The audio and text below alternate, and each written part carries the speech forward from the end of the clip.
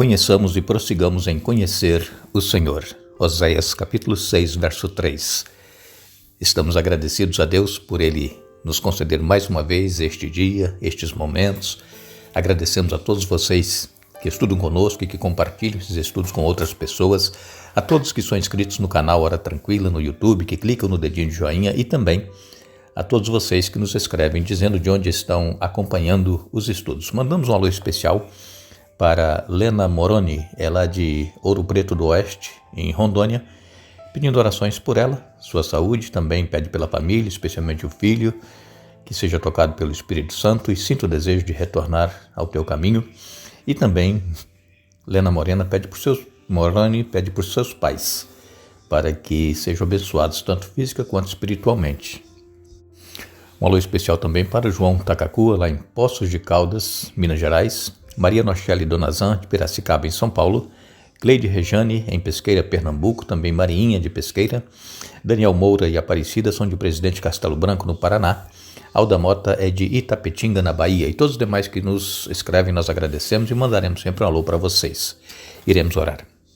Grandioso Deus e Pai, nós estamos em Tua presença, te agradecemos por tudo que tens feito por nós, por mais este dia de vida e por estes momentos que temos para estudarmos a Tua Palavra. Pedimos que o Teu Espírito Santo esteja presente conosco, nos dando entendimento, nos ajudando a aceitar a Tua Palavra e colocá-la em prática em nossa vida. Pedimos uma bênção especial para Lena Moroni e toda a sua família, especialmente o filho, para que retorne a Ti, e também para os pais que tenham saúde física e espiritual. Uma bênção especial também para o João Takakua, para Maria Nochelle Donazan, Cleide Rejane e Mariinha, Daniel Moura e Aparecida, Alda Mota pede pela conversão da família e todos os demais, Pai. Em nome de Jesus nós pedimos agradecidos. Amém.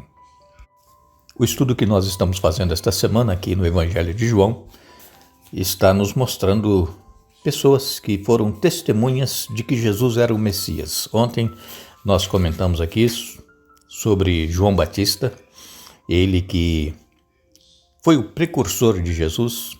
Ele veio para preparar o caminho para que o Senhor pudesse vir e poder então realizar o seu ministério terrestre.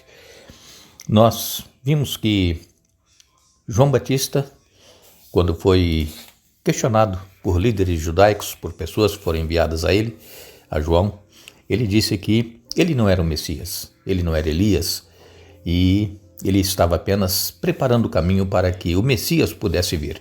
E os líderes judeus aguardavam um Messias sacerdotal e um Messias também real, que fosse de família real, descendentes de reis. Era o Messias que eles aguardavam. E Jesus, quando veio humilde, pobre, nasceu numa manjedoura, e os pais não tinham recursos, e eles não aceitaram, e ainda não aceitam a Jesus. Apesar de todas as evidências bíblicas que nós temos, eles continuam aguardando um Messias que eles acham que ainda virá.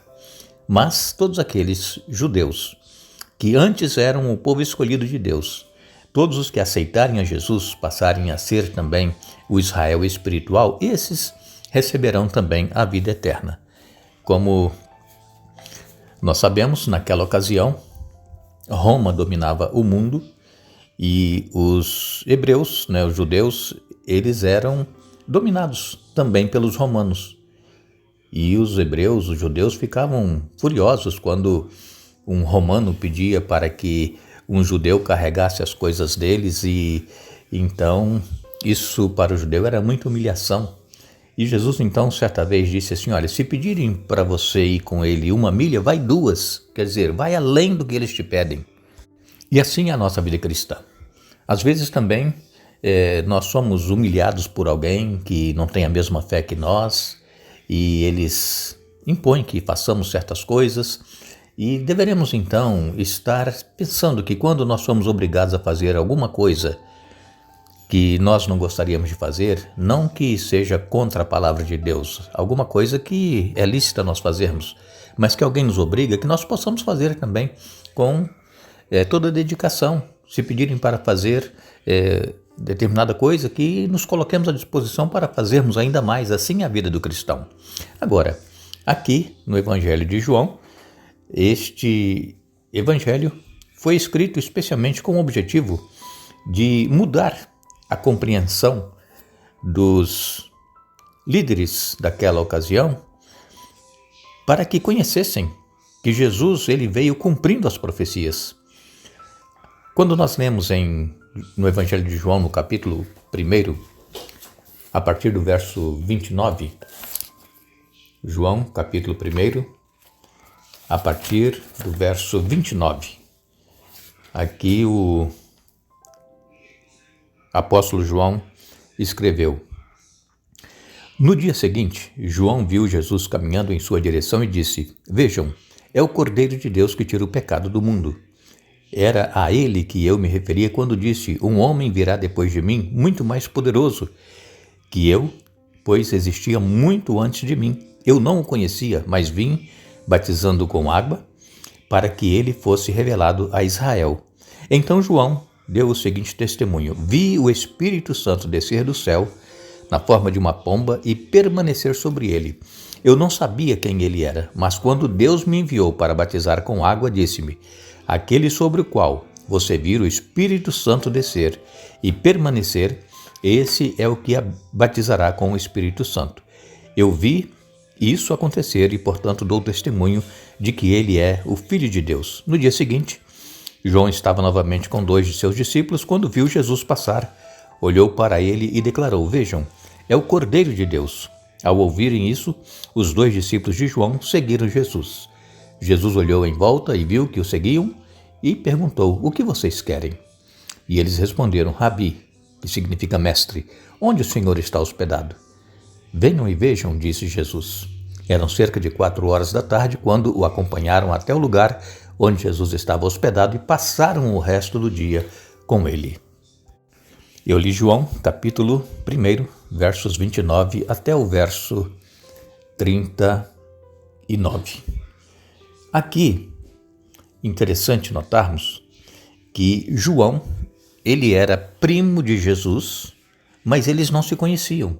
João Batista nasceu alguns meses antes de Jesus. Vocês se lembram que quando Maria se encontrou com a mãe de João Batista, as duas estavam grávidas. João Batista, no ventre de sua mãe, Isabel, ele se agitou no ventre da mãe, quando Maria, que era a mãe de Jesus e que estava com Jesus no ventre também. E então era um sinal de que ali Deus estava se manifestando. E João Batista, ele viveu no deserto, ali na Judéia, ele comia gafanhotos e se vestia com roupas de pele de camelo. E Jesus, ele cresceu lá em Nazaré, na região da Galileia. Então eles não se conheciam. E quando João estava então no deserto batizando com água, pregando o arrependimento do pecado, o Espírito Santo falou com João Batista que aquele que ele visse o Espírito descer sobre ele em forma de uma pomba, esse era o Messias. E foi o que João viu. João testemunhou. Isso aqui é um testemunho que João está dando de Jesus como Messias. E João, então, ele disse assim: olha, este aqui, ele é o Cordeiro de Deus.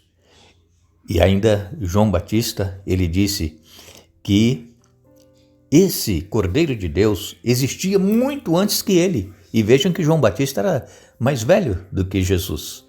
Então Jesus, ele é eterno, existia desde a eternidade. Muito tempo antes de João Batista, antes de nós, Jesus, ele é o Criador de todas as coisas. Então aqui, conforme lemos para vocês, e você pode ler na sua Bíblia, João, capítulo 1, a partir do verso 29, está o testemunho de João Batista. Ele preparando o caminho. Por quê? Porque João batizava com água, mas aquele que viria após ele batizaria com o Espírito Santo. E é o que nós sabemos que acontece quando a pessoa aceita Jesus e toma a decisão de descer as águas batismais. Ele é batizado na água, mas também ao mesmo tempo com o Espírito Santo de Cristo. Então, essa declaração de João Batista sobre Jesus como Cordeiro de Deus confirma que o propósito do Evangelho de João é trazer uma compreensão renovada da natureza e também da obra de Jesus. Esse seria o cumprimento das promessas do sistema sacrificial, aqueles sacrifícios que eram realizados todos os dias lá no templo, era o cumprimento. E, remontando aqui aquela promessa que foi feita lá no Jardim do Éden para Adão e Eva sobre a vinda do Redentor, que está em Gênesis capítulo 3, verso 15, quando foi feita essa promessa do Redentor que haveria de vir. Agora, quando lemos em Marcos capítulo 10, e no verso 45, nos diz assim a palavra de Deus: pois nem mesmo o Filho do Homem veio para ser servido, mas para servir e dar sua vida em resgate por muitos. Então aqui Jesus falando, está aqui registrado em Marcos no capítulo 10, especialmente a partir do verso 35, e aí no verso 45 diz que o Filho do Homem, ele veio para servir e não para ser servido, e é o que nós deveremos fazer. Nós também não estamos aqui para sermos servidos, mas para servirmos ao Senhor Jesus. Em Romanos capítulo 5 e no verso 6, o apóstolo Paulo escreveu: quando estávamos completamente desamparados, Cristo veio na hora certa e morreu por nós, pecadores. Então, Paulo confirmando também que Jesus, ele veio na hora certa. Nós estávamos desamparados. E em Gálatas capítulo 4, verso 4, também o apóstolo Paulo escreveu que vindo a plenitude dos tempos, quer dizer, na hora certa, Deus enviou o seu Filho, nascido de mulher, nascido sob a lei. Aqui está a confirmação de que as profecias estavam se cumprindo e que Jesus havia vindo. Também nós lemos em 1 Pedro capítulo 2 e no verso 24, lemos: ele mesmo carregou nossos pecados em seu corpo na cruz, a fim de que morrêssemos para o pecado e vivêssemos para a justiça. Por suas feridas somos curados. Pedro também confirmando que nós tivemos os nossos pecados carregados por Jesus em seu corpo e pregado na cruz do Calvário. Ali Jesus pagou o preço do pecado. Nós deveremos nos gloriar também na cruz de Cristo, porque ela é o meio através do qual nós recebemos a vida eterna e o perdão dos pecados, porque Jesus nela morreu, pagando o meu pecado e o seu pecado, derramando o sangue inocente, o sangue do Cordeiro de Deus, para poder nos remir e para poder nos salvar. Ainda que João Batista precisasse conhecer mais sobre o ministério de Jesus, João Batista tinha certeza de que Jesus era o Messias prometido, aquele que viera cumprindo as profecias. João Batista não teve dúvidas. Por isso que ele disse aqui, conforme lemos logo no início, João capítulo 1, a partir do verso 29, que este era o Cordeiro de Deus, que tira o pecado do mundo. Que nós possamos também ter esta certeza, esta convicção e sermos testemunhas de Jesus, onde quer que nós estivermos, daquilo que Jesus fez por nós, a salvação que Ele nos proveu e a transformação que Ele realiza em nossa vida. Agradecemos a todos vocês que estiveram conosco hoje estudando a Bíblia. Nós vamos retornar amanhã, Deus assim nos permitindo, para continuar o estudo da semana, mas lembramos a todos que a vida eterna é esta: que te conheçam a ti só, por único Deus verdadeiro, e a Jesus Cristo a quem enviaste. João capítulo 17, verso 3. Que Deus nos abençoe.